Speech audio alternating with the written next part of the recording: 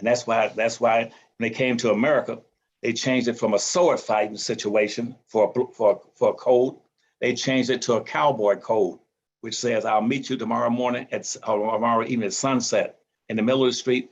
Bring your rod and let's see who got the fastest draw. And that's why these old westerns used to Roy Rogers or Gene Autry, Hopalong Cassidy. They had a code of conduct that it didn't make a difference when you got hurt in return. You stood up and say, no, I'm not going for that. And whites said there's no glory in being a slave. You cannot clean that up and go around talking about, well, here's what they did for us during slavery, but we survived. No, it says, yeah, but they owe you. They owe you for the damages. The damages can be physical, financial, or emotional, but the whites did it and they owe you. And what you need to say is say now, and because of that, I'm gonna be standing up. And if you're gonna kill me, you better make sure you do a good job and don't go to sleep at night if I'm still on your plantation. So see this axe I got in my hand, I'm gonna use it. And I'm gonna start cutting wood, but I'm gonna heat it up and sharpen it up first on some of these heads, right, and on the plantation. But so we never push back, and we should push back in the courts, not necessarily in the courts where you see them now, like the Supreme Court or the local federal courts. Those things are rigged. The people the institutions that maintain racism in this country, the first and primary one who's the guardian of racism in America is the United States Supreme Court. And we all get up and say, I want to put this on the Supreme Court. I want to get on there as a Black person so I can talk about issues that don't pertain to Black folk. Why in the world you want to get on the Supreme Court to talk about issues that don't pertain to Black folk? You already got a person there pretending he's Black. When he's white, he's a white man passing for Blackness. And he's been on there now for about 25 years. Started standing up and tell white folk, no, I'm not afraid to fight. And you hit me, I'm gonna hit you back. And if you send me to a hospital, I'm gonna send you to a cemetery. And that's called a code of conduct. And that's why all these whites right now is talking about they're gonna displace, that we're scared of white Black folk, they might displace us. That they came to this country to displace Black folk. Black folk were the workhorse of this nation. They were the economic engine that drove economic development in this country. But I haven't heard one Black yet call the Confederates what they really were. They were the first terrorists in America. That's the first thing you need to know. And secondly, they have never had any loyalties to America. And they came here to do two things with the understanding they came poor. That's what's on the bottom of the foot of the Statue of Liberty. They came here poor. They didn't come here to be patriotic. They came here to get free land and free labor. That's what they came to America for, free. And that's what you call, when somebody does that, you call that a freeloader. They came here to freeload. And now they're now talking about we built the country. They haven't built anything. They came here to manage the country and get free land and free labor to manage it. I don't mean to take up your time. We're way off your subject tonight. No. You can talk about whatever you want to talk about. I was just happy that you were able to come in, and I was ecstatic when Taryn told me that your wife had mentioned you could come by, and she told us 30 minutes max. So I think it's my job to make sure we do what Mrs. Anderson says. Well, let's go just a little bit past that, because I've taken up most of your time. No, I don't mind. Y'all don't mind, do you? Y'all happy to see me. But I just want you to know that we don't use the right words. They're freeloaders. Every white person here, his ancestor was a freeloader. All white people come here to freeload. All Asians come here to freeload. All Hispanics come up from the South to freeload. Everybody comes here to get free privileges, rights, ownership, and land and property and labor. They all do it. The only person, and they always got compensation for it. That's why every country that America's ever fought has always gotten reparations. The only people that have never fought America was just one group of people that have never fought America, and that's Black people. Everybody else has fought America, and they fight America because they get benefits once the fighting is over. All these island people out here, Puerto Rico and Cubans, now come to America and get elected to public office, like you got this guy Cruz and the rest of them down in Miami. They came here because they'd overrun black folks in Cuba and used them, call themselves white Castilians, and 80-some% of the population was black, misused black folks, then they come to America and get elected to office so they can misuse blacks in America. And black folk never pushed back. Slavery would not have lasted 1 month if the first blacks had landed in this country, and the blacks in Africa that has 26% or 27% of the population that said, we are going to America to get our people back. We're gonna take boats and go over there. Because in about 1773 up to 1776, from the Continental Congress said that we're gonna keep sending them there, but you got enough people in America right now between the blacks and the Indians to run every white person from Europe back to Europe.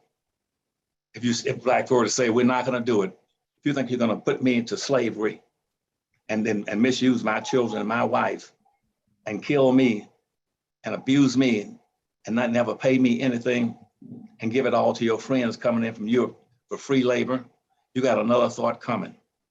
They have never told whites that. They are so energized to say, we're just so happy to be here.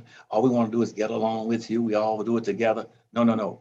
Build your own, as you've always understood. Own what you own and control. And right now, everybody, including the Hispanics, old black folk. Hispanics were the third enslaving group in the world for black folk. The first were the Arabs. We get along with all those people. We never demand anything from them.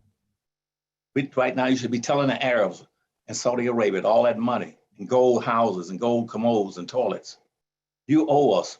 You were the first ones that started exploiting black folk, starting in 767 AD after the death of Christ, and started marching into Africa saying, we're going into Africa for enrichment. And under the guise of 3 G's, God, glory, and gold. That's what we're going into Africa for. And they started trying to break into Africa and take over Africa because Africa was the most enriched, endowed group land on earth. And that's where all the riches were. All the other European countries knew it. That's why in 1886, they all scheduled what they call a Berlin Conference and brought all the nations of the world into Berlin and put a big map on the table and says, draw a circle on what you want to own in Africa. Because of the richest things on earth are in Africa. You go there and get anything you want. And right now, all the resources of Africa has been drained by the British and all those countries for all these 300 and 400 years.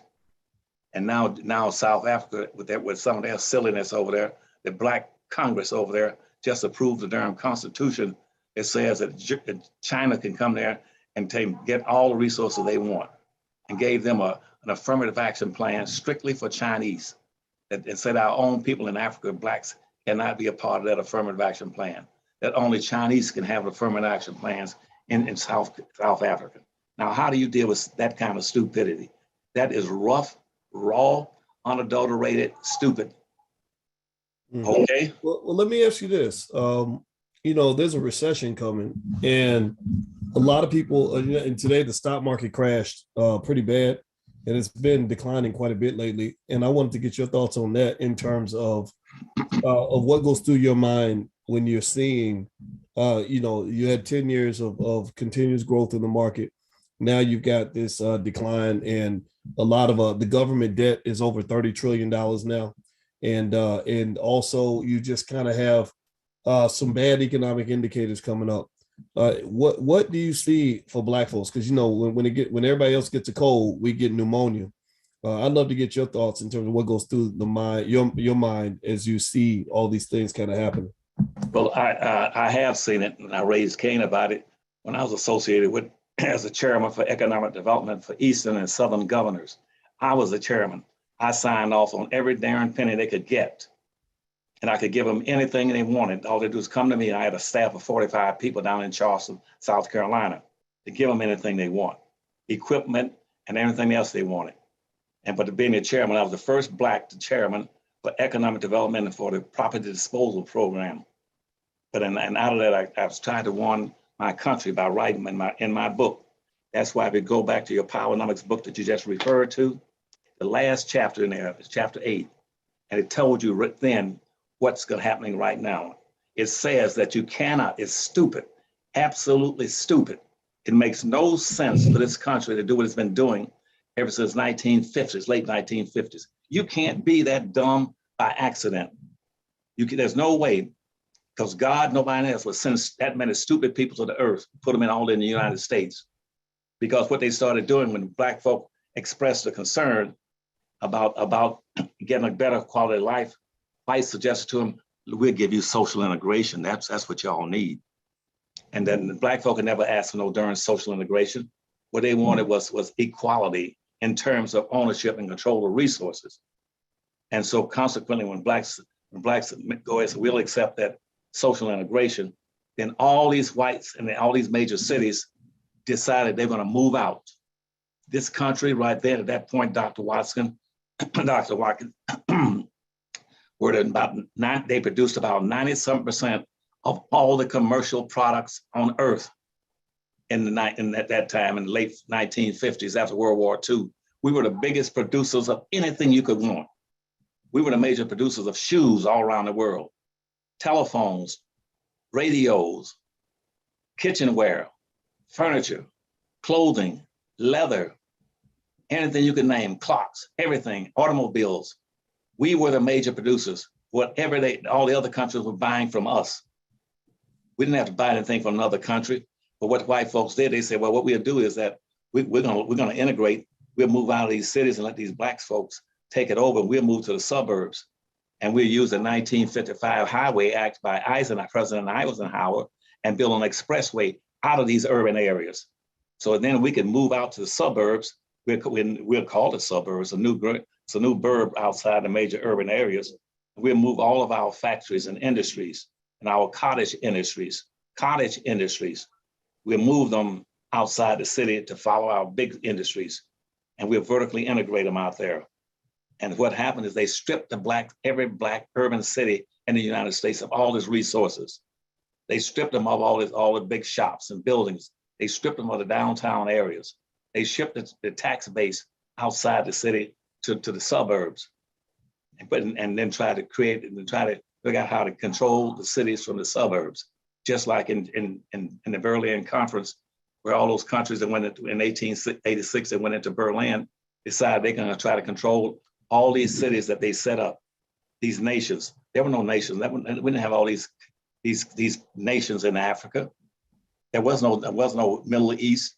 The Middle East was a part of Africa, and they built the Suez Canal and started calling it the Middle East. There was no Middle East. That was a part of North Africa, and they took all that land and we're going to call this Mauritania. And the Mauritanians said, well, we're French. We're going to control. We're going to control all your waterways and all your seafood. And Kenya said, well, we're going to control and may raise tea. We'll control that. And South Africa said, we'll take over the diamond mines, the gold mine, and the silver mines. We'll control that. Everybody decide what they're going to control in Africa. That's been going on since 1886. I haven't seen nobody try to break that. And half the Blacks over there in Africa, they don't understand. What they want to do is to get along with the same people that was controlling it before Dr. Watkins. And so what they did when they said, in the meantime, the United States said, once we'll move all of our industries out, all of our textile industries, all our furniture industries, we'll move them and give them to Taiwan, Korea, South Korea, China. We'll give them our industries. And then when we get them, let them manufacture products, and then we'll buy them back from them. And so now China, we buy 57% of everything China produces, 47% of everything India produces. We buy it. We say we ship our money, our capital to those countries, so those people can be enriched and raise their quality of life, and then compete with us. And that's why you got an economy decline coming, and you deserve that ass whipping you're going to get. Nobody would ship their major industries around the world to other people, then go buy it. We gave South Korea, not North Korea, but China, Taiwan, Vietnam, everything, all these in Asia, India. We gave them all the factories they needed because they didn't want to give them to Black folk. They did not want Black folks to take over these urban cities and to control major industries. So when Black folks moved into these urban cities, there was nothing in them. They've been vacated, been run down under what they call the burnt soil philosophy, which means you can take over these cities, won't be anything in there for you all to live off of. Blacks didn't run down cities like Chicago, Gary, Indiana, and all these other cities. Whites moved out and took everything out of it. They stripped the cities of everything. And Black folk didn't know how to go in there and take over the land and then build their own communities and make it productive. And so right now, the whole city structure is going to collapse. That's what happened to Great Britain. That's why Great Britain went down. They followed the same thing that Great Britain tried. When Great Britain went out and had become the strongest nation on earth, because they were running slavery. And that royal family over there that haven't worked not one has worked in 300 or 400 years, living off their butts and living well and never, well, we got a Black girl going to marry him. Who cares about some Black girl married going into the royal family? The ones that enslaved all her relatives. And so now, so British went down, British moved all their industries out of Britain and to get along with all the other countries in Europe. And they started buying the products back from Europe, from the other countries that they used to come on and control. And they went down.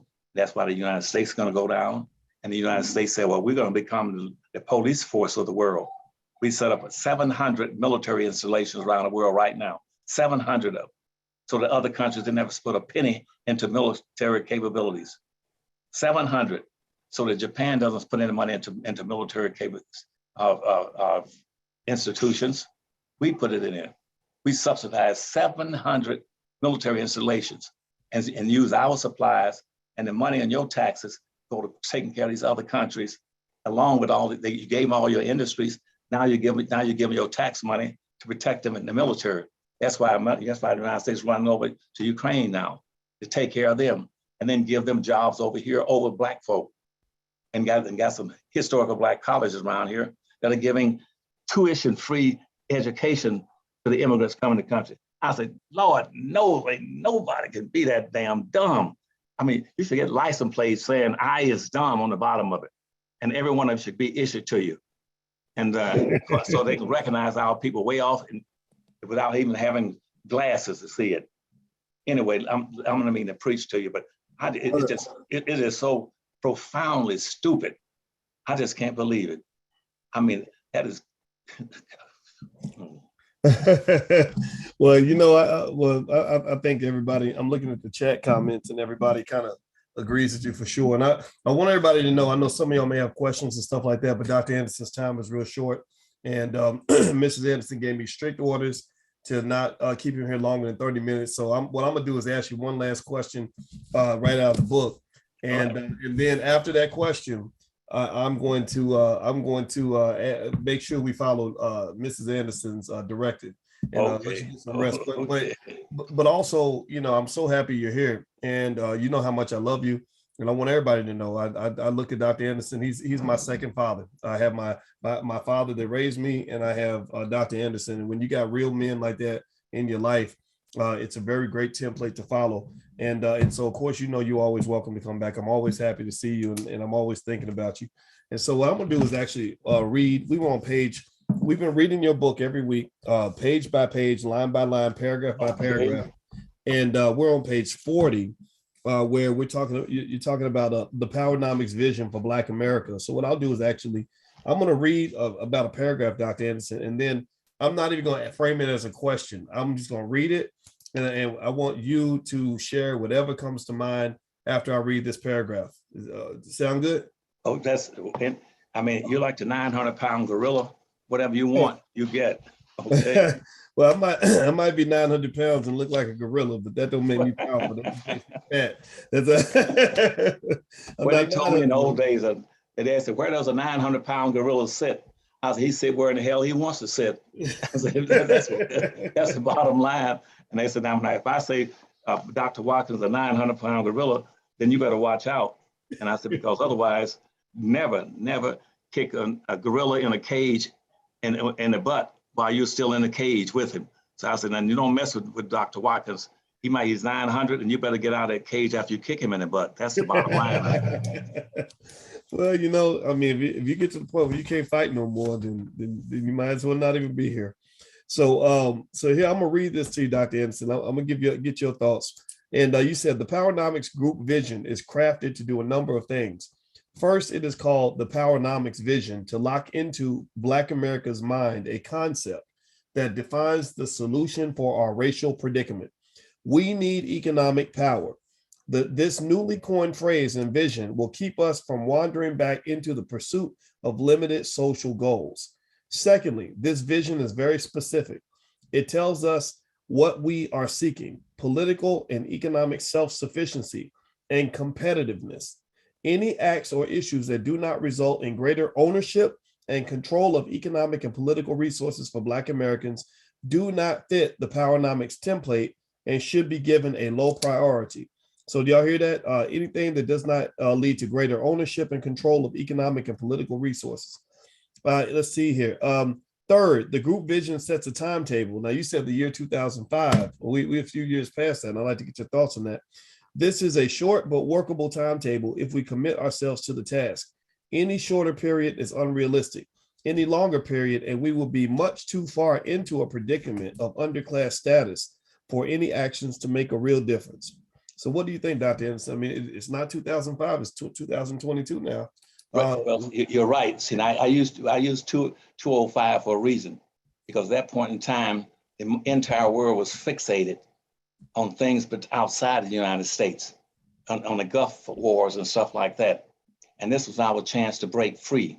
But I'd also told them repeatedly, and you've probably seen it in a number of places, that based on the projections that I'd always had, that God had given me the ability to do, is project what's coming, to see what's coming, and tell Blacks who I deeply love, to warn them. And I warned them way back in 30 years ago, that in the year 1814, 1815, 2014 or 2015, that Black folk would become a permanent, official underclass in America. You've heard me say that over and over again.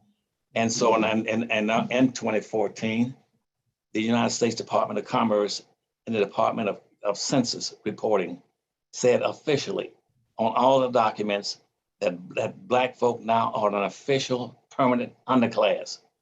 And I even showed you at that time, as a matter of fact, let me show you, hold on uno momento. Okay.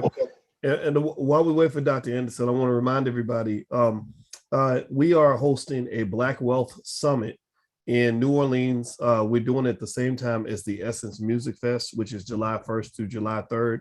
And our goal at this summit, if you'd like to join us, is to help you become the perfect investor when it comes to stocks, become the perfect investor when it comes to real estate, become the perfect investor when it comes to entrepreneurship. So if you'd like to join us, just go to boycewatkins.com and you guys can join us in New Orleans, July 1st through the 3rd. So I'd love to see you at the Black Wealth Summit. We'll talk a little bit more about that later. So now, what is that, Dr. Anderson? This is a copy right out of the United States, right here in the bottom. It says United States Census. It's not something I made up. And it says exactly what I predicted back in 1990. And I told Black folk that in this country, that every group was mobilizing to take you out, because Black folk have been declared to be the official minority in America. And because you see, there weren't any other groups in America until after the Civil Rights Movement. And as a matter of fact, during the Civil War and after the Civil War, we only had approximately 4,000 to 4,500 Hispanics in the entire United States. But the Hispanics, they weren't called Hispanics then. They were called Mexicans, Chicanos, and stuff like that. But they said they met out in West, in a western state near Missouri, and they formed an organization called the National Hispanic Party.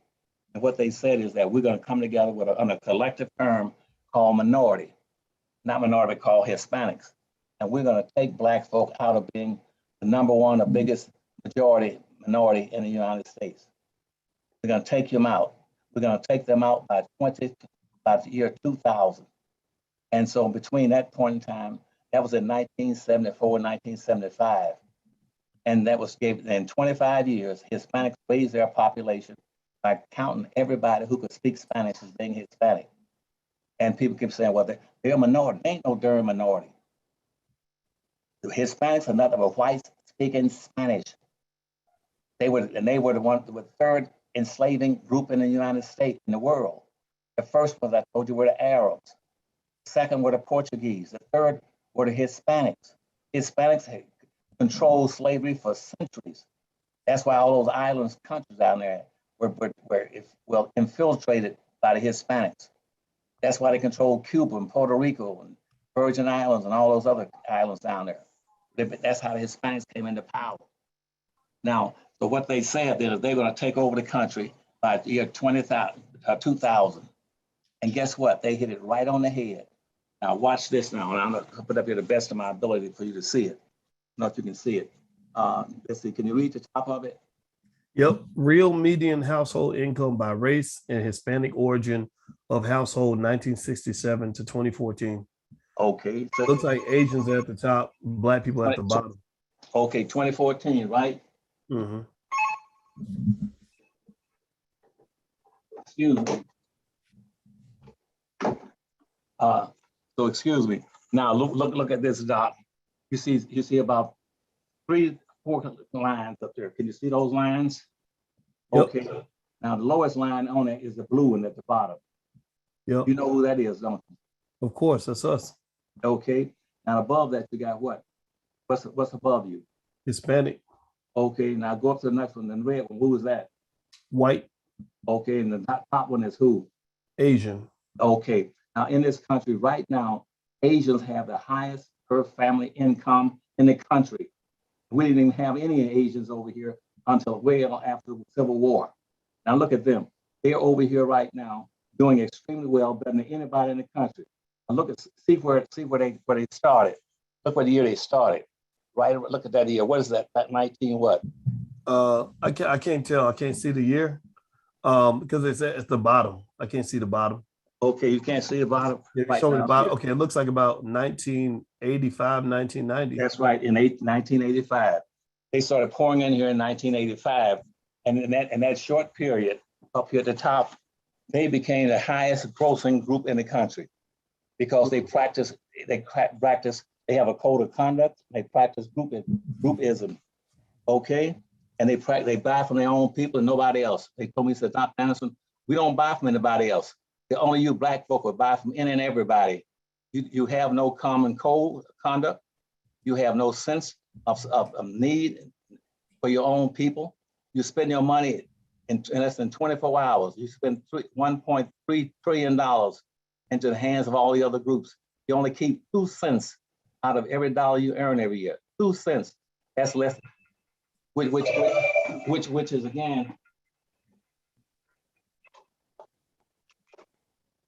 again, nobody, it's impossible, humanly impossible for any group to survive off of 2 cents.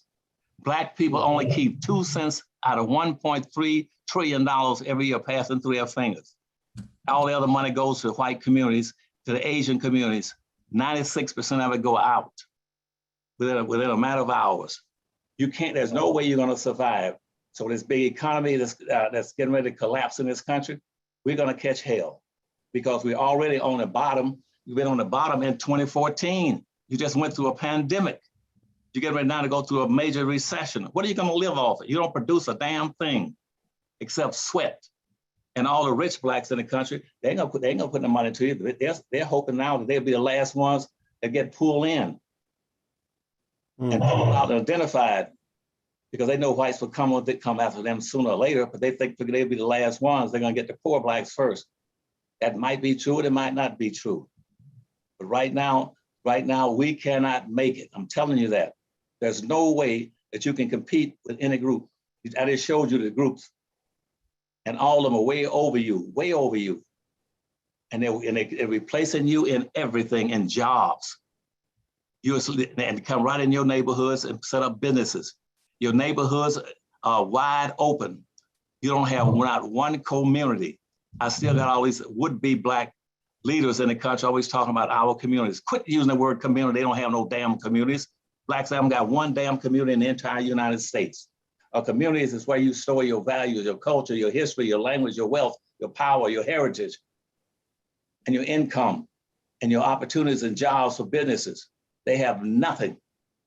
They're totally deprived, and they're happy always dancing and singing. I said, Lord, give me a break. And And so that answers your question. That's why you got an economy coming that's going to cut elapse. It's going to fall. It's going down. It's going to fall. And when white folks get colds, these black folks are going to catch pneumonia. They have no grocery stores. Find out how many got supermarkets in them, major supermarkets to feed their people. They don't even have. You only got 2 black hospitals in the entire United States. One in Washington D.C. and one in Harlem. You don't even have a medical facility to go to anymore. You go into any Hispanic community, you can always see medical centers where they can go get little small stuff done. Most of the people that in medicine now, either Indians or Koreans. You don't have any black. Most of your black doctors are gone. Dr. Watkins, they can't produce water, food, vegetables. They don't have any. I don't know where they're going to go. Well, let me ask you this, Dr. Anderson. Kendall Green mentioned Howard Hospital and Harlem Hospital.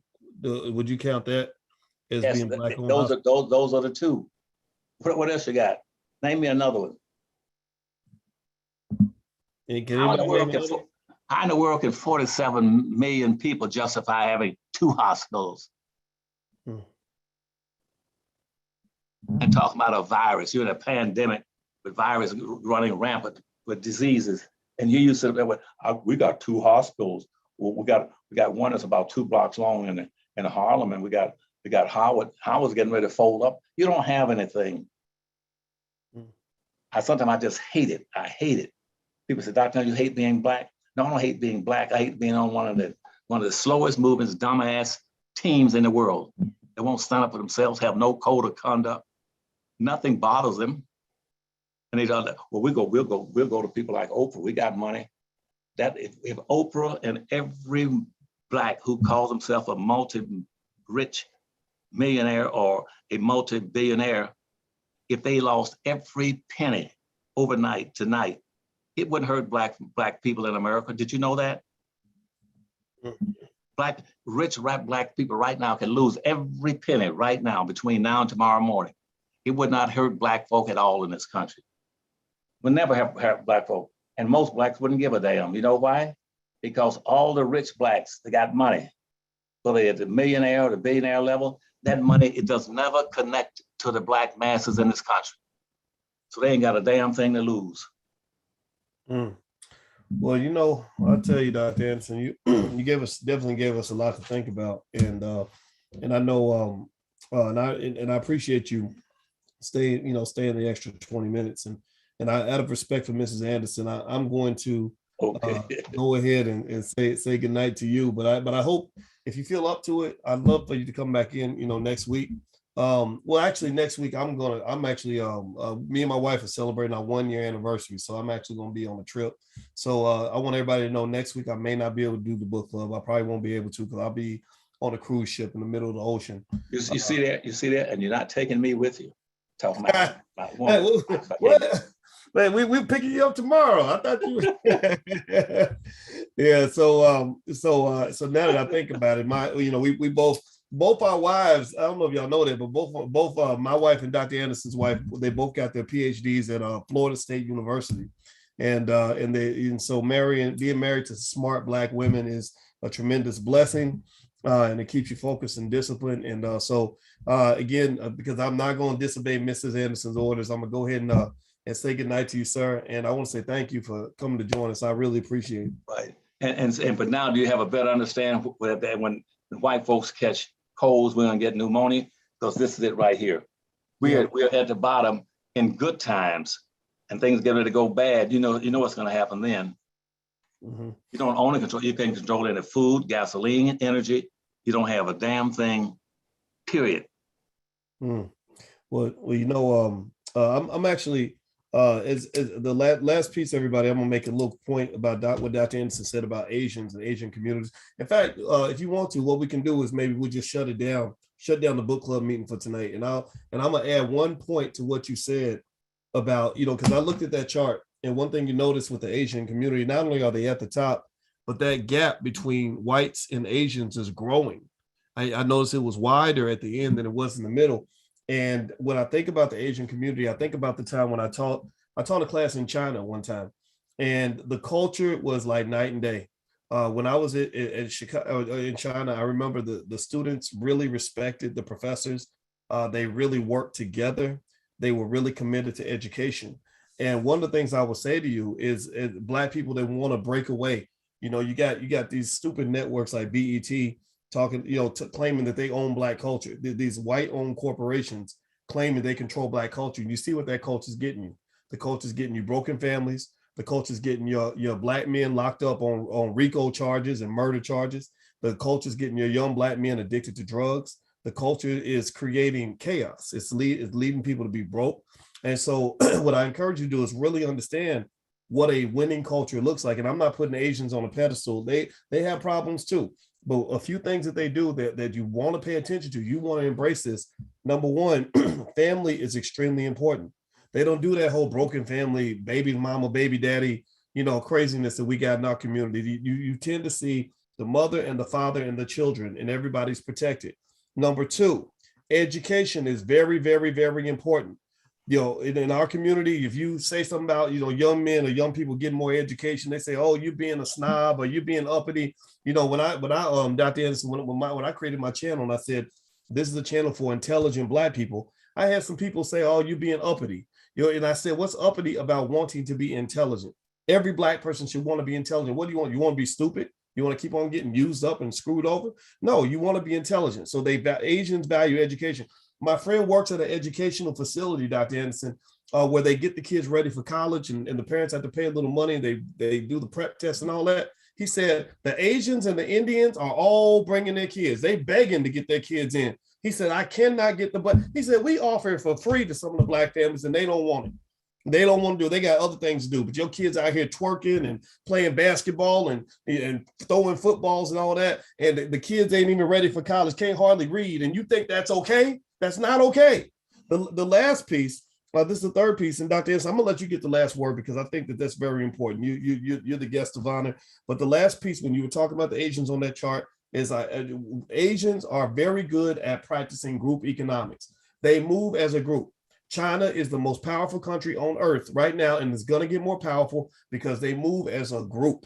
And so Black folks, you got to have group economics starting with your family, group economics, family, and education. If you put that in your kids, if you put those values in your culture inside your house, you will win. You're not going to be on the nigger train. You're not going to be on this train to this death march that so many other people are on. Your children will succeed if you embrace those ideas. So we got to do it, Black people. Let's do this. So Dr. Anderson, I'd like to give you the last word. I just had to add that to what you just said. Do you have any parting thoughts before we head on out tonight? Yes, you're right on target for the Asians. As a matter of fact, Asians right now in this country, most people don't know it, they just came here in 1986 to start making money and doing well. And they've already so far, they're waiting to surpass whites, and the distance between whites and Blacks is like that. And that's big, and the Asians, because right now, most people don't know that 46%, that's a little less than 50%, Dr. Watkins, of all the hotels and motels in the entire United States. You know who owns and manages them? Asians. Did you know that? That's who's managing all, because they have a rule. You don't put in a hotel in an Asian neighborhood and say we're gonna run it. No, the Asians said no, we'll run it for you. You can put up, but the money gonna stay in here while we can help you count it. See, Black folk don't own. Blacks, go find out how many Black hotels there are in the United States. You might find 5 at most. They don't own any hotels or motels. They own nothing, because you see they never been taught to want to play as a team. You have never, in closing, you have never in your lifetime ever seen any Asians, any Arabs, any gays, any American Indians. You've never seen any of them marching for social integration, have you? Have you ever seen the white women march and say, we're gonna march now to give Black folk reparations? Nobody does anything for Black folk, fight for Black folk. That's why maybe one of my biggest mistakes in my life, I spent my whole life fighting for Black folk. That's why I can tell you straight up. And besides what you know, I can only think of 2 Blacks, and you were one of them, and Ice Cube was the other one, that ever gave 1 penny of money, devoted 1 penny of money to the Harvest Institute and the Powernomics. Can you explain that? After my doing this for 60 years, I've never taken a penny for white folk, but you've never seen any but more than 2 blacks. And you were one of those who ever tried to put any money into the Harvest Institute or the Powernomics Corporation out of 47 million black folk. And that comes to $40, $40,000. Not one has ever put any money in. And I said, I've been fighting like a dog by myself. They said, Dr. Thompson, you're radical. And I said, I'm glad to be radical because I don't want to be mundane and just like rest of you black folk. I said, but I'm through with it. And I said, this will be my last year probably. And the only person I respect is to the highest degree is Boyce Watkins, who's a good buddy and a partner. And I'm trying to do some stuff for him. Other than that, none of y'all ever give me any money to work. I pay my own bills. And I've kept the Harvest Institute functional now that's been almost 30 years. Now, if I keep a book company profitable and moving along for 30 or 40 years, and a Harvest Institute for another 30, 40, with no money, and where is the black money? Tell me a billionaire or millionaire has sent me 1 penny other than one you know of. And that's what's so funny to me and sad is that it's not as if they haven't called or made promises. And that's the part that I think is the missing link is that I think if you get proper training on, especially for men, you learn that a man does what he says he's going to do. You don't just say it, and then act like you did it just because you said it. And I think there's something about that culture out there where you got a lot of loud talking people, and they like to be little peacocks and be out there and they get on Twitter and run their mouth and everything, but they don't actually follow through.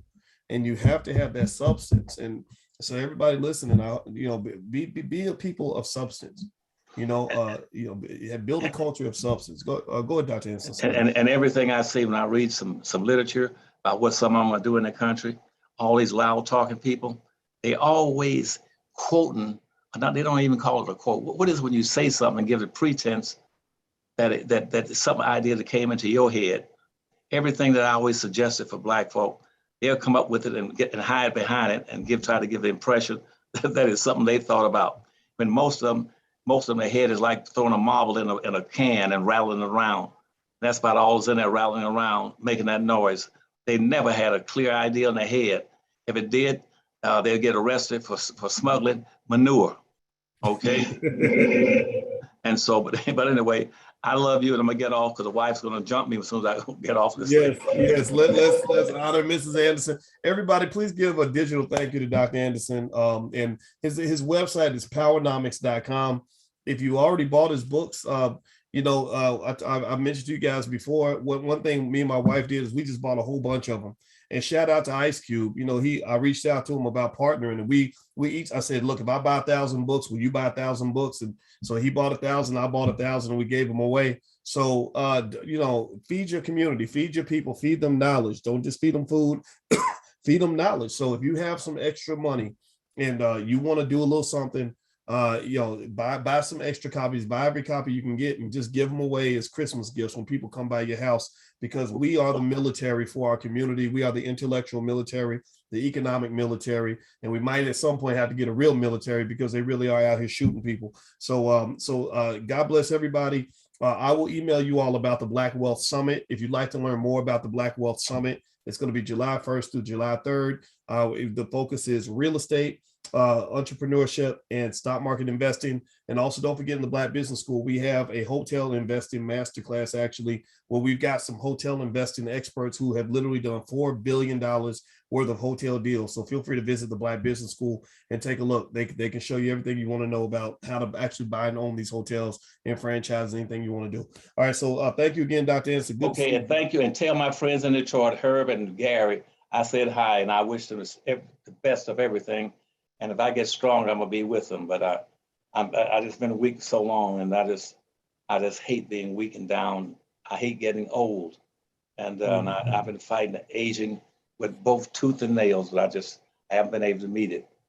I used to be known as a young tiger, but in my old age, I guess they call me an old jackass. I just still fight for them to the best of my ability. And the only thing I do is tell you all things that I know, factually, because I've always been a forensic historian.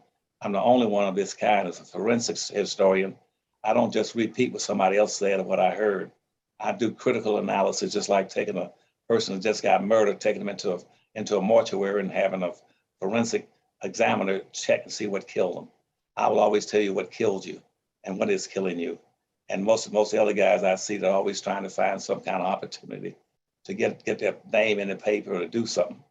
But most of my friends, like the James Smalls and all these other guys, I just love them. And I love Boyce Watkins. You stay there and hang in there and push the books. Tell them they need to be having book clubs like you do. Why is that you're the only one that has a book club? And Shantae here in Washington, D.C., she has one. But people right around Washington, D.C. and Virginia. But the rest of these blacks, I don't know. I just disappointed in black folk. That's why come this December, I'm just going to give up the ghost and say that's the last I can do, God. Please allow me to quit. And because my family says, stay here with us. Don't keep fighting by yourself. You've been fighting by yourself for 60 years, and not one except Boyce and Ice Cube ever gave you a penny. Okay. We're gonna turn them pennies into dollars. So because I ain't done giving yet, and I know the people in this room are very serious too. And so somebody was asking about recordings for the book club. If you go to drboycebookclub.com, everything's recorded. So feel free to go there to drboycebookclub.com. All right, everybody. Well, have a good night. And thank you. Good night to all of you. Tell your students and your listeners I love them, okay?